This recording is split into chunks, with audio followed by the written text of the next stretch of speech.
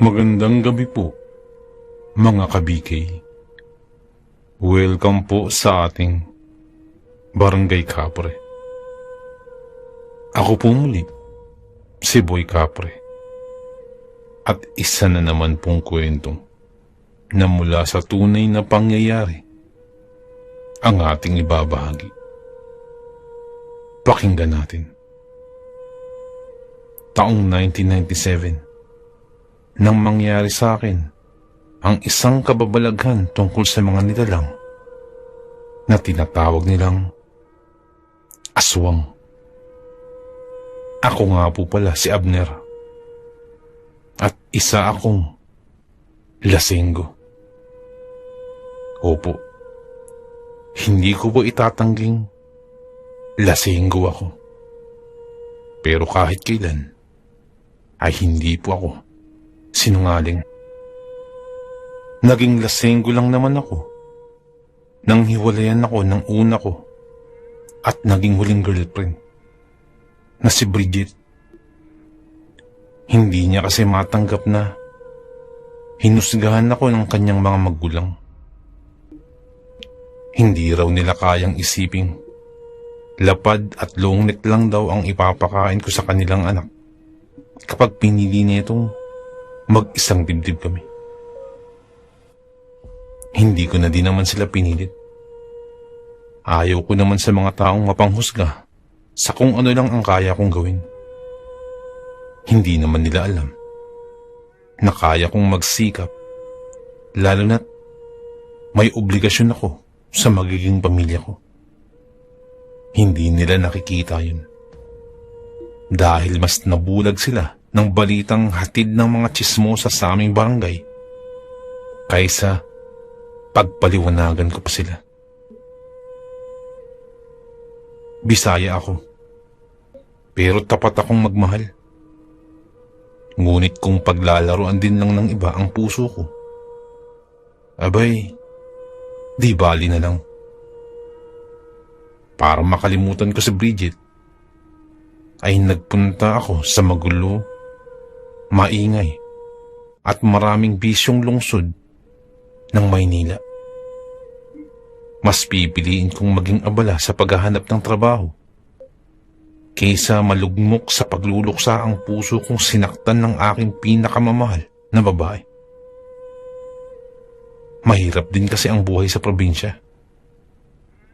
Mas lamang ang kahirapan dun kaysa sa kasaganaan. Ang aking mga magulang ay magbubuko lamang. May maliit naman kaming lupain, subalit gulay lang kagaya ng ampalaya at talong ang kaya naming itanim. Mahina din kasi ang bentahan sa aming merkado, lalo na kapag nadadaanan kami ng bagyo. Madalas kasi kaming masiraan ng mga halaman, kaya palaging nawawala ang aming puhunan. Ang nangyayari, bumabalik kami sa simula kung saan hahanap na naman kami ng aming ipantatanim at ipang-aasikaso para muling lumago hanggang sa magkaroon ulit ng kita. Kahit papano, nairaraos namin ang pagkain ng 3 beses isang araw. Natigil lang ako nang kailanganin ko ngang magpunta sa Maynila upang magtrabaho. Napilitan akong iwanan ng aking mga magulang para may ipantustos sa utang ni tatay. Kagaya ko, mabisyo din si tatay. Nalulung siya sa sugal, kaya naman mas lalo siyang ginaganahan sa panghihiram ng puhunan. Lalo pat pag natatalo ang pusta niya. Isang araw, ibang sugal naman ang kinahumalingan niya. Hindi niya kabisado kung paano ito laruin. Ngunit nagpupumilit pa rin siyang manalo. Kaya ang nangyari, kahit ilang beses siyang matalo, ay mas pinagbubutihan pa niya ang pagkatuto. Kaya naman hindi niya namamalayang lumaki na pala ang kanyang utang.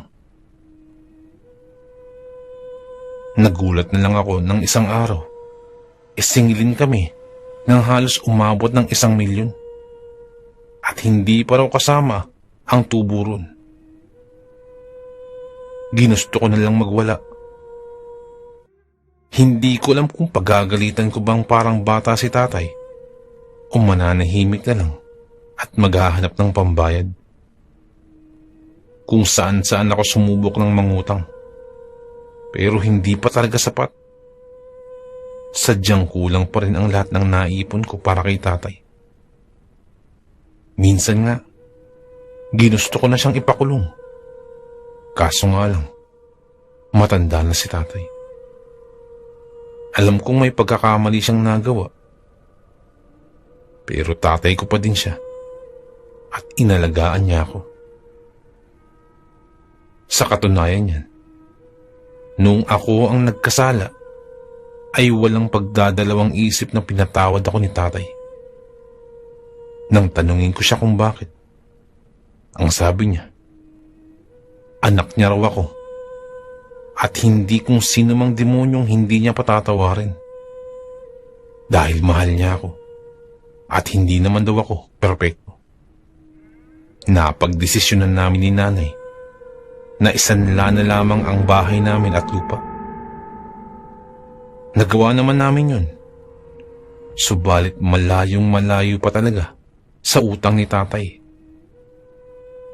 Idagdag pang kamuntikan ng atakihin sa puso si nanay nang magpautos ng 5 katao ang negosyanteng na utangan ni tatay upang takutin kami. Hindi raw kami bubuhayin kapag hindi kami nakabayad. Kaya naman nang maospital si nanay dahil sa labis na takot, mas dumubli pa ang aming suliranin. Pakiramdam ko'y sinisilaban na ako sa impyerno kahit buhay pa ako. Kaya naman napilitan akong umalis para maipagumot si nanay at para na rin makaipon kahit papano sa pambayad sa utang ni tatay. Alam kong hindi ka agad mabubuo ang 1,000,000. Pero kahit papano, may pambayad na kami. Natatandaan ko pa kung paano ako umiyak ng matindi nang magpaalam sa aking mga magulang para magtrabaho. Naawa ako kay tatay dahil sinisisi niya ng husto ang kanyang sarili dahil hindi raw siya nag-isip ng tama. Mahigpit kaming nagyakapan at puro paalala si tatay sa akin na mag-iingat raw ako at huwag nang uulitin ang pagkakamaling nagawa niya. Nag-iisang anak lang nila ako, kaya sobrang pag-iingat nila sa akin. Sa katunayan nga yan, puro pabaon ng mga langis at kung ano-ano pang pangontra sa binat ang binigay ni tatay sa akin. Samantalang si nanay naman, halos lunurin ako sa yakap at halik na magpahanggang ngayon ay tila ba nakakabit na sa aking buong pagkatao. Isa sa aking kaklase ng elementarya ay nagtatrabaho sa bayan ng Las Piñas bilang isang hardinero. Sabi niya, nangangailangan daw ng hardinero ang amo niyang si Ma'am Aurora. Nag-request daw kasi si Elmo ng karagdagang kasamahan. Si Elmo ang kaklase ko. Dahil sa alok na yun ni Elmo, hindi ko magawang tumanggi, lalo na't malaki ang ibibigay na sweldo. Alam kong malaking tulong ito sa problema namin ni tatay at para na rin sa pagpapagamot ni nanay. Ang trabaho lang daw ay magtanim at mag-alaga ng mga bulaklak, magbungkal ng lupa at ilagay sa ayos ang mga nasa paso at magbukas sara ng gate tuwing lalabas o darating ang aming mga amo. Isa din daw sa dagdag kong trabaho, kung marunong daw ba akong magmaneho ng kotse. Pwede rin daw nila akong maging personal driver. Nang mabanggit niya sa akin ang tungkol dun, ay nagkataong nakapagpaalam na ako sa aking mga magulang. Natuwa ako kasi Hindi ko na kailangan pang maghanap pagdating sa Maynila. Kaagad-agad kong tinanggap ang trabaho. At inabutan pa ako ng pamasahe ni Elmo. Sa kondisyong kapag inabutan ako ng 6 na buwan, ay hindi ko nababayaran ang pinadala niyang halaga kasama ng pamasahe. Pero kapag unang araw hanggang 2 buwan, umalis na ako sa kanila, ay kailangan kong bayaran ang kabuuang ipinadala niya sa akin. Nang araw na bumiyahe ko, nag-usap kami ni Elmo. Siya ang kasabay ko sa biyahe. Parang sinundo niya ako sa probinsya. Sabi niya, mabait naman daw si Ma'am Aurora, maging ang asawa nitong si Sir Robin. May isa't silang anak na dalaga. Natawagin na lang natin sa pangalang Ria. Kaedad ko lang ang dalaga. Pero mahigpit na ipinagbabawal ni Elmo na huwag daw pupormahan ang amo niya. Nang tanungin ko siya kung bakit, sinabi niya lang na may pagkawirdo raw kasi si Ma'am Ria. Madalas itong nawawala sa sarili tuwing kabilugan ng buwan. Mahilig ding dumaan sa bintana nang walang saplot at may dugo na sa mga kamay at baba. Lalo na't sumasapit ang kinabukasan. Ingat-ingat lang daw ako kapag may tiyempo. At baka raw kasi mapasubo ako sa mas malalim pang problema. Sabi kasi sa akin ni Elmo, may kumakalat raw na balitang maliban sa aswang ng aming mga amo, ay isang prostitute raw ang kaibigan ni Ma'am Ria, kung saan kahit sino na lang ang kinakasiping na humahantong sa matinding kumprontahan kapag nabubuntis ang babae. Ilang binata na raw kasi ang nabiktima ng babae na hindi naman daw sinasadyang nahuhumaling sa taglay na itong kagandahan. Tumawa na lang ako at sinabi kay Elmo na mag-iipon muna ako ng pera bago ako makabuntis ng babaeng sinasabi niya, kung kaya't binatukan niya ako. Pagkarating sa kanilang bahay, pinagpahinga muna ako ni Elmo. Wala pa kasi ang magiging amo namin at nasa trabaho pa raw. Mabuti na rin yun dahil kinakabahan din ako. Hindi sa aking mga amo, kundi sa dalaga nilang anak na si Ria. Kinagabihan, nang magkakilala kami, ay sinabi ni Ma'am Aurora sa akin ang mga bagay na kailangan kong gawin sa umaga. May tamang pahinga sa araw-araw at may karampatang day off. Ang aming sweldo ay malaki din sa karaniwan. Nakakapanabik simulan ang trabahong alam kong may maiipon ako. Kinabukasan, maaga pa lang inilinis ko ng kotse. Dahil hindi ko pa kabisado ang mga lugar na madalas nilang puntahan, ay isinama na muna ako ng driver nilang si Manong Karding dahil ilang buwan na lang at magre-retiro na rin ito. Nagulat ako nang malamang sa bahay ng aking mga amo nakatira iyong Aryan. Nagtaka ako sa ayos niya at postura. Ito ang sinasabi nilang kaibigan ni Ma'am Ria. Hindi naman tirik ang araw ng mga oras niyan. Pero parang natatakot na magka-sunburn ang babae. Natatakot itong magpa-araw. At sa isip-isip ko, ang sabi nila prostitute daw ito. Ang alam ko kasing prostitute ay maikli ang damit, mapula ang mga labi, at may mapang-akit ng ngiti. Nakita ako nang humarap siya sa akin at ipinakilala ang sarili. Sumikdo ang aking dibdib nang titigan ako ng babae.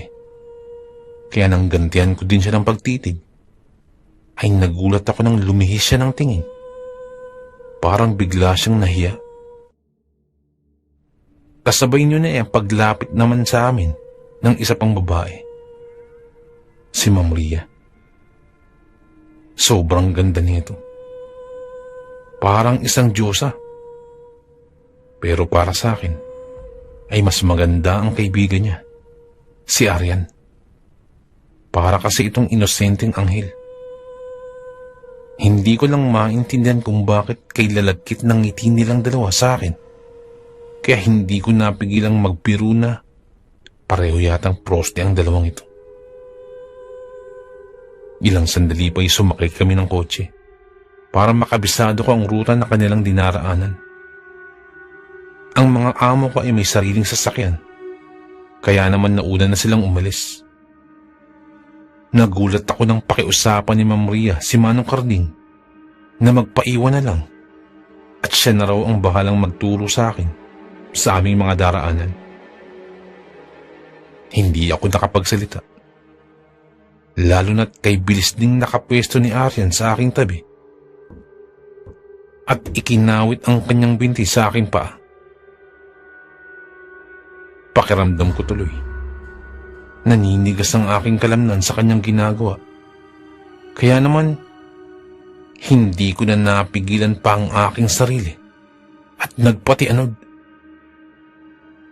Tawa naman ang tawa si Ma'am Ria habang nagmamaneho. Pero ganun na lamang ang gulat ko nang kaya pala siya natatawa. Ay dahan-dahan ang nagbabago ang anyo ni Aryan. Pumula ang mga mata nitong nateternohan ng sabog na buhok. Tumutulo ang mga laway. At higit sa lahat, ay may napakahabang dilan na kay bilis nakapalupot sa akin. Nagsisigaw ako dahil sa labis na takot. Pero wala naman akong magawa dahil tumatakbo ang kotse at walang mag-akalang may nangyayari palang hindi maganda sa loob. Hindi na ako nakapagsalita pa. Lalo nang ipasok ni Aryan ang kanyang dila sa loob ng bibig ko. Hindi ko alam kung bakit niya ginawa yun. Pero matapos yun, ay pinakawalan na niya ako. At sa muling pagkurap ko, ay maayos na ang pagmamaneho ni Ma'am Ria. Samantalang si Arya naman ay nakatitig na sa akin. Sabi niya, wala raw akong pagsasabihan ng kahit na anong bagay tungkol sa mga nakita ko patungkol sa kanila. Hindi raw totoong prostitute siya, kagaya ng sinasabi ni Elmo. Pero may kakayahan siyang wala raw ang mga normal na taong kagaya namin. Kaya daw nilang sumipsip ng sariwang dugo at mangwakwak ng dibdib. Ginagawa niya ang lahat upang maninlangan. Kaya naman marami siyang nabibiktima para mapanatiling bata ang kanilang mga anyo. Kung si Elmo ay hindi alam ang lihim nila, mas mabuti raw na huwag ko nang pag-aksaya ng panahon na sabihin kay Elmo ang buong katotohanan. Sinasabi niya raw sa akin ang lahat ng ito dahil hindi na ako isang normal na tao. Kumabog ang aking dibdib dahil sa kanyang sinabi.